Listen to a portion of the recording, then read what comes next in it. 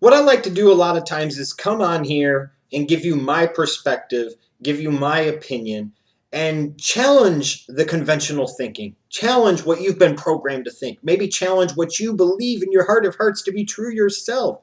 Provide you a different perspective, a fresh perspective, with the hope of helping to expand your horizons. And that's the whole point of this video today. It is not necessarily to sit there and say one person is or one person is, but what it is designed to do is to challenge the conventional thinking, challenge the conventional wisdom, challenge the propaganda that the WWE has put out for so many years, and really help maybe to answer that question for you: who is the real Mr. WrestleMania? Now, like I said, for so many years, they have given us this propaganda. They've given us this whole promotional tool, and with the help of Shawn Michaels, perpetuated this whole stigma that he is the unquestioned man at WrestleMania. He is the show at WrestleMania. He is the icon, the showstopper, the main event, Mr. WrestleMania, the Heartbreak Kid, Shawn Michaels, and all this other good stuff. What I'm going to do is I'm going to look at a few possible contenders, give you reasons why maybe you could classify them as Mr. WrestleMania, and then also maybe some reasons why you couldn't, and then leave it up to you to let me know in the comments section down below who really is the true Mr. WrestleMania and why. But let's begin with Shawn Michaels. And now, I don't want this to sound like it's just a Shawn Michaels bash piece, because it is not. Again, keep in mind, my perspective here is trying to go outside of the norms and to challenge that conventional thinking and perhaps expand your horizons and open your mind up to some new possibilities. But I cannot deny, when it comes to Shawn Michaels, he does make a very strong, compelling case for indeed being Mr. WrestleMania. This is a guy that had 17 WrestleMania matches during his career over the span of 4 different decades and 5 different eras. Think about that for a second. 5 different eras. Hogan era, Next Generation, New Generation era, whatever you want to call it. The Attitude Era, the Ruthless Aggression era, the PG era, if you will. That's 5 different real eras in the company's history, and he appeared in all of them. 17 matches over 4 different decades at WrestleMania, and 5 of them being main events.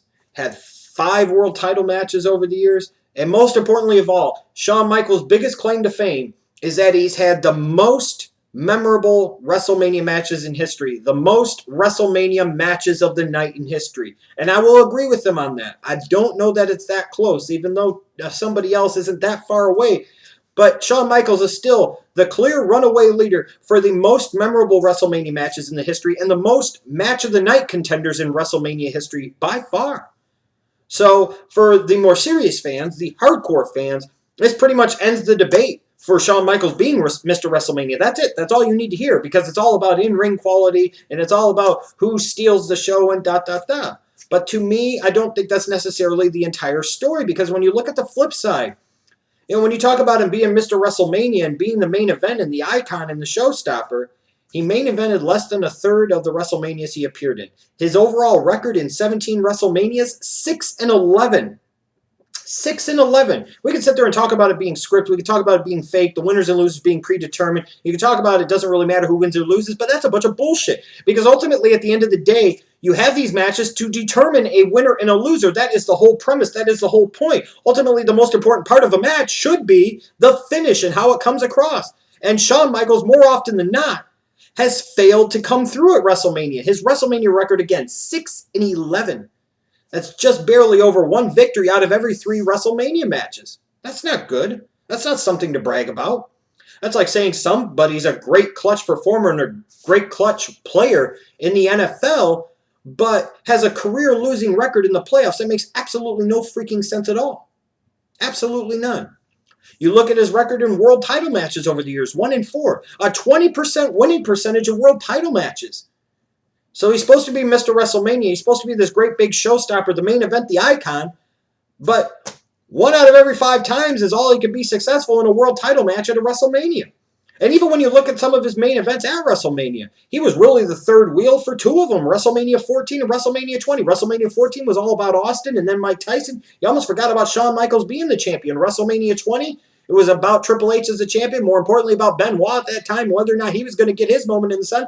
Shawn Michaels, again, was just kind of along for the ride as a third wheel. So how can a guy be Mr. WrestleMania with a losing record at WrestleMania, with a losing record also in title matches, and in a couple of those main events that he was in, he was really the third wheel. Just saying.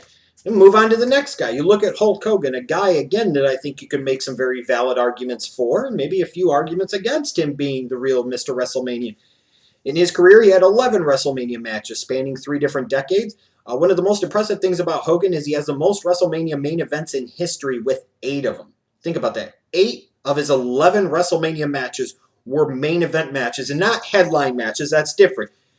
For WWE pay-per-view purposes, main event is always the last match on the card. Understand that. So out of 11 WrestleManias, Hogan had 8 main event WrestleMania matches. His record in those 11 matches, 8-3. And he was also 5-1 in world title matches. His only loss, of course, coming memorably to the Ultimate Warrior at WrestleMania 6. So he's 5-1 in world title matches in his WrestleMania career, an 8-3 record in his WrestleMania career, the most main events ever in WrestleMania history, spanning 3 different decades. And you look at it and you say, this is the guy that also WrestleMania was built off of in large part. He was the key to the early success of WrestleMania. The first several shows were built on him. If you didn't have him, you might not have WrestleMania today, so it wouldn't matter what the Shawn Michaels or anybody else did if there was no Hulk Hogan. So there are some historical aspects there too. But then on the flip side, you could say there are some reasons why Hogan isn't. The fact is that, for the past 20 years, he hadn't been that involved in the history of WrestleMania. He's had a couple of matches, a couple of appearances, and that's about it. You also look at the fact that he had some real duds. WrestleMania 8, not good. WrestleMania 9, even more, not good. Those are some dumb, bad matches and some dumb, bad moments in WrestleMania history. And then you look at his real kind of lack of match of the night contenders. Like if you're comparing his catalog of WrestleMania matches compared to a Shawn Michaels, obviously Hogan's aren't going to measure up. Now, some of them drew a lot more money than a Shawn Michaels, and that can't even be disputed. But in terms of actual pure match quality, Hogan flat out does not measure up to somebody like a Shawn Michaels. I'll throw another name out there that kind of will catch everybody off guard. John Cena.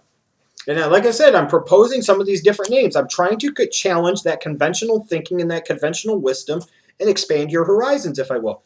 John Cena's had 10 straight WrestleMania matches, a total of 10 WrestleMania matches. I'm not counting WrestleMania 30 here, so keep that in mind. So every WrestleMania from WrestleMania 20 to WrestleMania 29, John Cena's been there. Out of those 10 shows, he has main evented 6 of those. That means 60% of his WrestleMania matches were main events. Think about that. 60% of his WrestleMania matches were main events. 6 out of 10. That's impressive. His record in those 10 WrestleMania matches, 7-3. 7-3. So he has a 70% winning percentage, where Shawn Michaels barely has over a 33 1/3 winning percentage, and he's just a little bit behind Hogan in winning percentage. Again, 6 main events and a 6-2 record in title matches, world title matches that is, at WrestleMania. A 75% winning percentage for a John Cena in world title matches at WrestleMania. So this is a guy that has main evented 60% of the shows that he's appeared on. He's won 70% of the matches, and he has a 75% winning percentage in world title matches at a WrestleMania. That resume doesn't really take a whole backseat to a whole lot of people. But on the flip side of that, you look again at a real lack of match of the night type of real memorable WrestleMania matches for a John Cena. And you also look at some of the forgettable title matches he's had over the years. You talk about specifically WrestleMania 24 and 25, and frankly, yes, even 27 as well. And you also got to throw in the fact, maybe similar to a Shawn Michaels, that John Cena has been the top guy in a not-so-great era in WWE and a bit of a down era in terms of overall interest in the WWE. He, in a lot of ways, has been a guy in the top spot in part because of convenience and because of situation as much as anything else. So there are some things there, but there's also some reasons why not to. Then you look at Triple H. This is a guy that over the past 18 years, and again, I'm not counting WrestleMania 30 here, over the past 18 years has had 17 WrestleMania matches. 17 of the last 18 years, WrestleMania, Triple H has been a part of that show. The only one he missed, of course, was WrestleMania 23 in 2007. 17 WrestleMania matches in 18 years. Part of the show in 3 different decades. Out of his 17 WrestleMania matches, he has 6 main events in WrestleMania. That's more than Shawn Michaels. And he has, a few match of the night contenders and some very strong match of the night contenders throughout his WrestleMania history. So as many WrestleMania matches as Shawn Michaels, more main events than a Shawn Michaels. Interesting. But on the flip side of that, Triple H has a losing record at WrestleMania. Kind of hard to be Mr. WrestleMania, I would think, wouldn't you? If you ultimately have a losing record. Now, some people might sit there over the years and think all these things about Triple H and praise God and all this, and a lot of them true. But the fact is, at WrestleMania, he's lost more than he's won, believe it or not. The record bears that out. The proof is in the pudding. He also has a losing record in world title matches, whereas a Cena has a winning record in world title matches and a Hogan has a winning record in world title matches. Triple H, just like his good buddy Shawn Michaels, has a losing record in world title matches. So those matches that would mean the most at the biggest show of the year, more often than not, just like Shawn Michaels, a Triple H came up short. And then he's also had some truly forgettable WrestleMania world title matches. WrestleMania 18 ring a bell, WrestleMania 24 ring a bell, WrestleMania 25 ring a bell. And two of those matches, again, were really forgettable main events. See WrestleMania 18 and WrestleMania 25. Now we get to the last contender. And you can make a very, very strong case for this individual because in a lot of ways he has come now in today's WWE to ultimately define WrestleMania. And that is, of course, The Undertaker. What more can you really say? This is a man that's had 21 WrestleMania matches over the span of 3 different decades. And he's never lost at the biggest show of the year. He is 21-0 at WrestleMania. Part of that 21-0, he's also obviously undefeated in world title matches. 3-0 in world title matches in his WrestleMania career.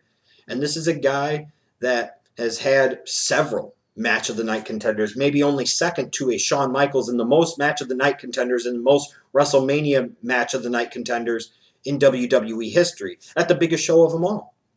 So this is a guy who never loses at the biggest show of the year, regardless of the opponent. Shape, size, skill level, ability, wrestling style, doesn't matter. Undertaker beats them all.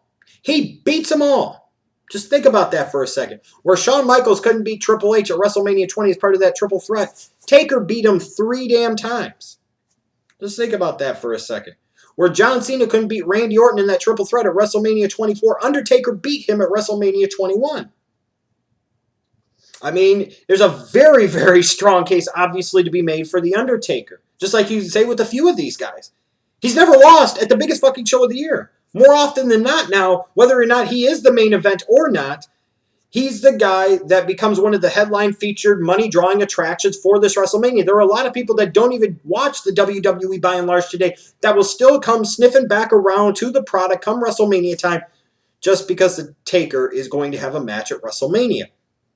So, never lost a world title match at Mania. Never lost a freaking match at WrestleMania. 21 WrestleMania matches. Also the most in WrestleMania history. So he has the most WrestleMania matches in WrestleMania history. He has the most victories in WrestleMania history. He has the longest winning streak in WrestleMania history. A lot of things that point to an Undertaker actually being Mr. WrestleMania. But on the flip side, again, out of those 21 matches at WrestleMania, only 3 of them have been main events. That's WrestleMania 13, WrestleMania 24, and WrestleMania 26.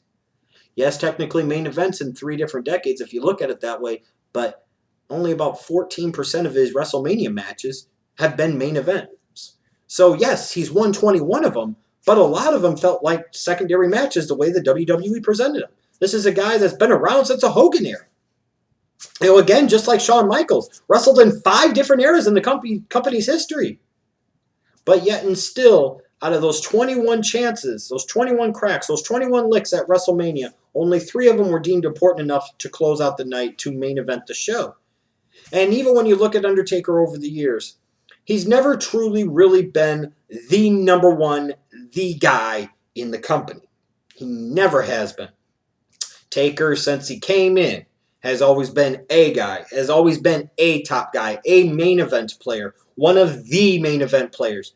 But he's never been that guy. You could say, this or that. But, even when Shawn Michaels, in the first part of his career, when he was stealing the show at WrestleMania, Taker was just kind of there. He was an important player, yes, but he wasn't on the same level of a Shawn Michaels.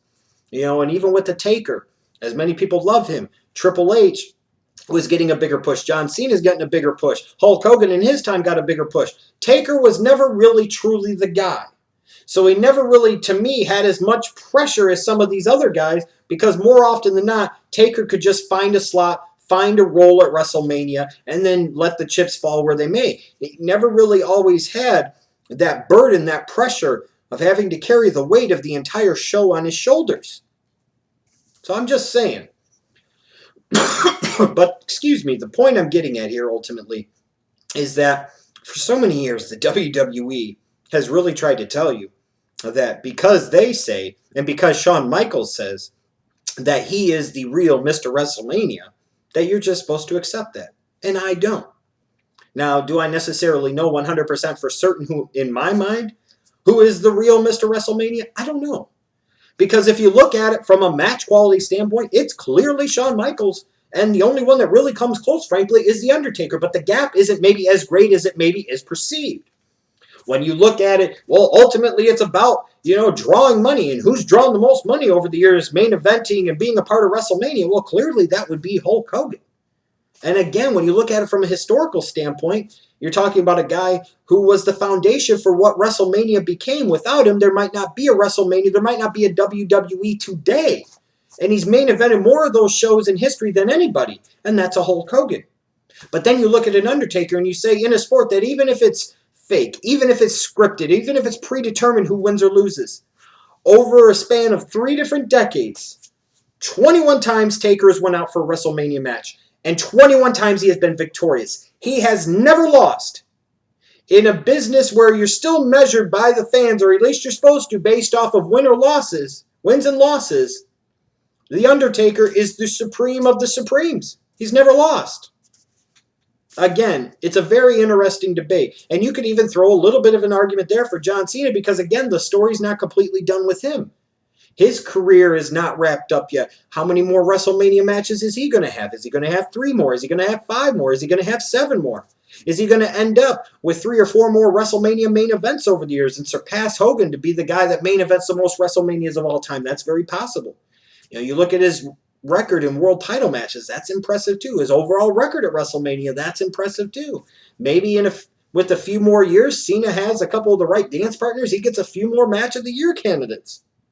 The point I'm getting at here is I don't think it's as clear-cut as it's been made out to be by the WWE and their propaganda and Shawn Michaels and his propaganda and a lot of the fanboys that believe this propaganda over the years that Shawn Michaels is the real WrestleMania, Mr. WrestleMania, What I ultimately want to know is who you think is the real Mr. WrestleMania.